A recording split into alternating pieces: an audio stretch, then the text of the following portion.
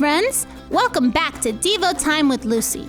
Today, we are going to be talking about a name of God you already know because we learned about it already. It is the name I Am. That is the personal name that God gave himself in the Old Testament.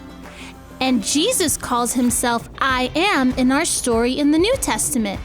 It says in Matthew 14:27, "But instantly he spoke to them, saying, 'Take courage, I am. Stop being afraid.'" Jesus shows once again that he is God with an amazing display of his power. Let's take a listen. Soon it would be night. "Go back to the boat now," Jesus told his disciples, "and head back across the lake. I'll say goodbye to all the people here." After the disciples rowed away and Jesus sent the crowd home, he climbed up the mountainside by himself to pray. When it was dark, Jesus was still praying. The disciples were a long way from land, but Jesus could see they were having trouble. A strong wind blew against the boat and made it hard for them to row. Jesus prayed a little while longer. Then he climbed down the mountain and went to join his disciples. But Jesus didn't go in a boat. He walked on the water. The disciples saw Jesus coming toward them, but they didn't know it was him. "Look, a ghost," they cried. "Have courage," Jesus called to them. "I am with you. Don't be afraid." Peter, one of the disciples, said, "Lord, if it is you, tell me to walk to you on the water." Jesus smiled.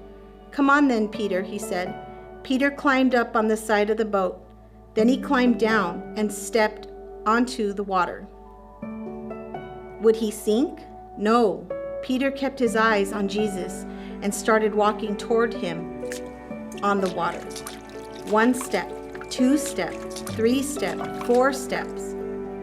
But then Peter looked away from Jesus and looked at all the waves instead, and he felt afraid and began to sink. "Lord, save me," he cried. Jesus reached out his hand and pulled Peter up. "Oh, Peter," he said, "your faith is so small. Why did you doubt?" Together they got into the boat. And when they did, the wind stopped blowing, and suddenly the boat was at the shore. Peter and all the disciples worshiped Jesus right there in the boat. "You are the Son of God," they said. Have you learned how to swim? At the beach or a swimming pool, it's important to have a swimming buddy, to stay where grown-ups can see you, and to follow other safety rules. People can learn to swim, and some people can learn to do special dives with somersaults and twists. But when it comes to walking, people were made to walk on dry ground, not water. So how could Jesus walk on water? Because Jesus is God. Do you remember reading about Moses and the burning bush? God talked to Moses from the bush. When Moses asked God his name, God said, "I am." When Jesus walked on the water toward the disciples, he told them the same thing. He said, "I am. Don't be afraid." Jesus had the power to walk on water, and he had the power to let Peter do it too. Jesus, I Am, is always the same powerful ruler over all. We can trust and worship him. Jesus taught his disciples when he was with big crowds and when they were alone together. Next week, we will see Jesus teaching his closest friends at their house. See you then.